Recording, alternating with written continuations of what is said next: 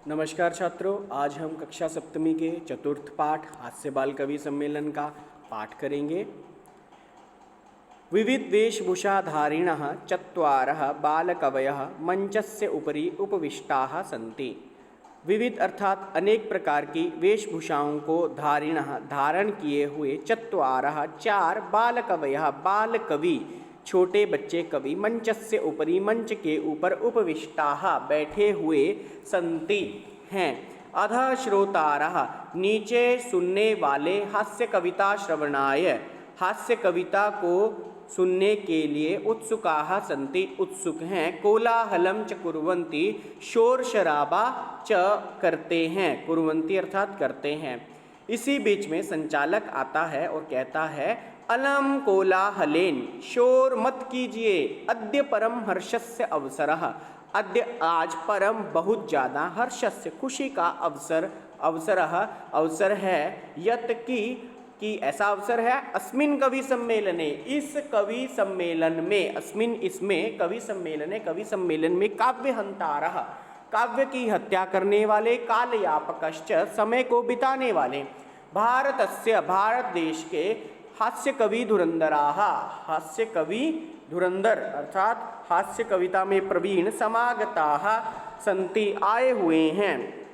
एहि आओ करतल ध्वनिना तालियों के द्वारा वयम हम सब एतेषाम इन सब का स्वागतम कुर्मः स्वागत करते हैं। गजाधरा सर्वेभ्यो रसिकेभ्यो नमो नमः सर्वेभ्यो सभी को रसिकेभ्यो रसिकों को नमो नमः नमस्कार करते हैं।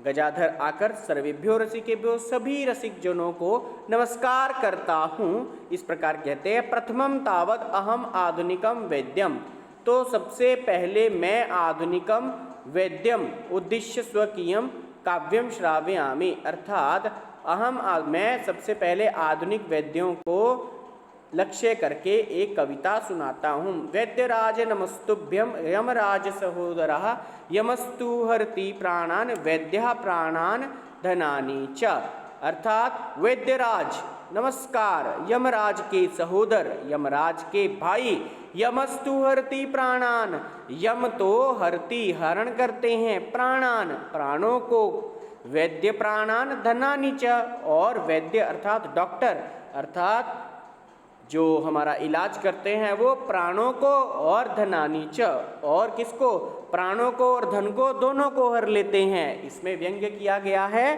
कि डॉक्टर्स आजकल बहुत ज़्यादा फीस लेते हैं। सर्वैहि उच्चैहि हसन्ति सभी लोग इस बात को सुनकर बहुत जोर से हंसते हैं। कालांतकः कालांतक नाम का दूसरा कवि आता है। अरे रे वैद्यस्तु सर्वत्र परंतु न ते मेदृशा कुशलाः जनसंख्या निवारणे।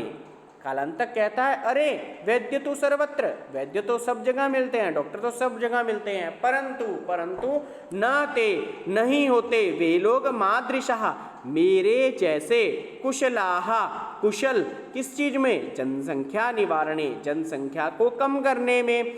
ममापि काव्यम इदम शृण्वन्तु मेरा भी काव्य सुनो। भवन्तः आप सब कालांतक अर्थात जो मारने वाला होता है। चितां प्रज्वलितां दृष्ट्वा वैद्यो विस्मयमागता नाहं गतो न मे भ्राता कस्येदं हस्तलाघवम् अर्थात जलती हुई चिता को दृष्ट्वा देखकर वैद्यो विस्मयमागता वैद्य डॉक्टर जो है वो क्या करते हैं विस्मय में पड़ जाते हैं, बहुत आश्चर्य करते हैं। और क्यों आश्चर्य करते हैं कि भाई ये कैसे हो गया। ना हम गतो ना तो मैं ही गया हूँ ना मैं भ्राता और ना मेरा कोई भाई इस भाई ने ऐसा किया है अर्थात कि ना तो मैंने कुछ किया ना मेरे भाई ने किया। कस्येदम किसका यह हस्तलाघवम हाथ की सफाई है अर्थात इसको किसने मार दिया। इस प्रकार से सर्वे पुनः हसंती इस बात को सुनकर सब लोग दोबारा से हंसने लगते हैं जोर जोर से।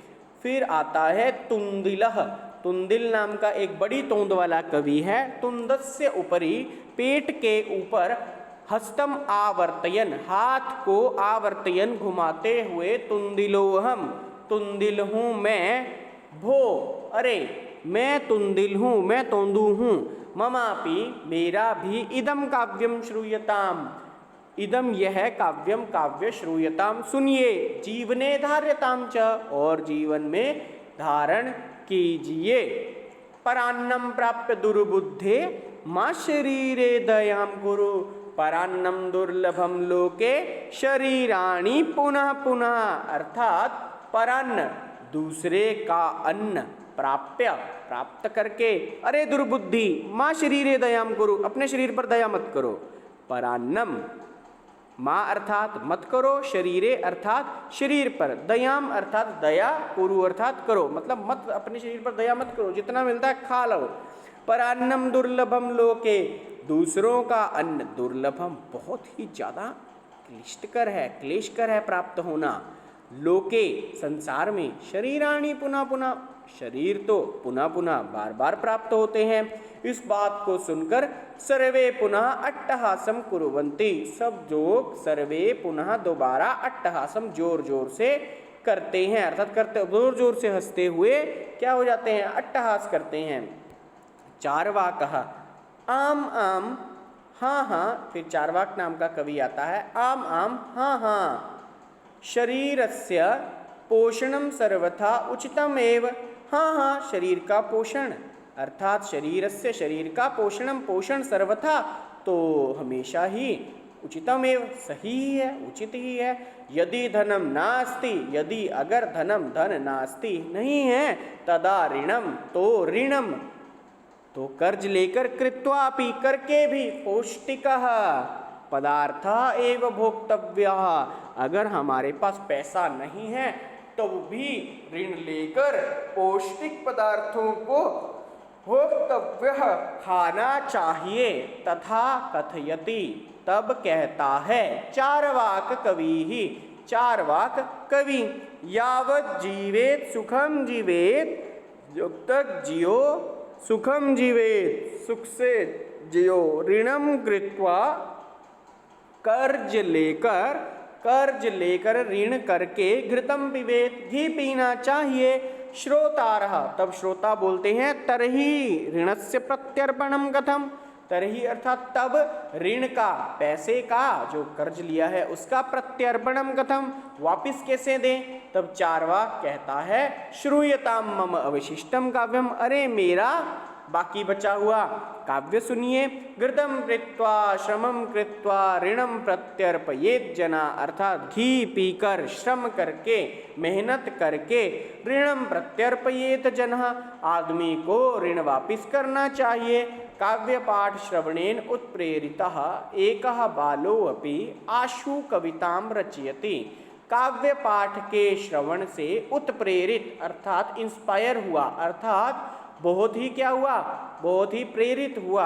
बालो अपि, एक बालको अपि या बालो अपि, एक बालक क्या करता है, बालक भी, अपि भी, आशु कविताम एकदम से कविता, रचयति रचता है, हासपूर्वकम च श्रावयति और हंसते हुए सुनाता है। अब वो सुना रहा है कविता, क्या कविता सुनाता है, बालकः श्रूयताम श्रूयताम भो, सुनो सुनो अरे सब लोग सुनो, ममापि काव्यम मेरा भी काव्य, मेरी भी कविता सुनो। गजाधरम कविं चैव तुंदिलम भोज्यलोलुपम, कालांतकम तथा वेद्यम चार्वाकम च नमाम्यहम, अर्थात गजाधरम कविम, गजाधर कवि को, तुंदिलम भोज्यलोलुप्यम तोंदू को जो भोजन का लालची है, कालांतकम और कालांतक को, और वेद्यम और वैद्य को, और चार्वाकम चार्वाक को, च नमाम्यम और नमस्कार करता हूँ मैं। काव्यम श्रावयित्वा हा हा हा इति कृत्वा हसति, अर्थात काव्य सुनाकर, श्रावयित्वा सुनाकर, हा हा हा इस प्रकार से, इति कृत्वा यह ध्वनि करके, हस्ती हंसता है। अन्ये चापि दूसरे लोग भी, हसन्ति हंसते हैं, सर्वे गृहम गच्छन्ति सब लोग घर जाते हैं। इस प्रकार हमने हास्य बाल कवि सम्मेलन नामक पाठ का पाठ किया। आप इसके शब्दार्थ सही प्रकार से पढ़ेंगे और याद करेंगे। धन्यवाद।